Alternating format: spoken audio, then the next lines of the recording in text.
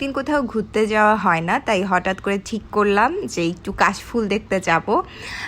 আসলে কাশফুল দেখতে পেরেছি কিনা পুরো ভিডিওটা দেখলে বুঝতে পারবেন।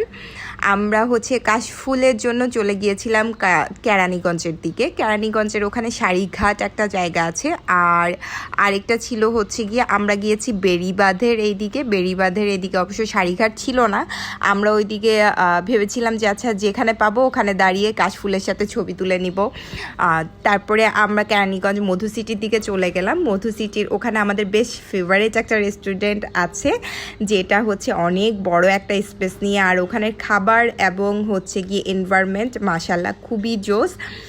এটা খুব পেট ফ্রেন্ডলি একটা এনভায়রনমেন্ট, প্লাস গিয়ে আপনি এখানে বন্ধু বান্ধব নিয়ে যেতে পারেন, ফ্যামিলি নিয়ে যেতে পারেন, বেশ ভালো একটা টাইম পাস করতে পারবেন। আর সবথেকে বড় কথা, সুন্দর রেস্টুরেন্টের সাথে কিন্তু ভালো খাবার খুব ম্যাটার করে। দেখা যায়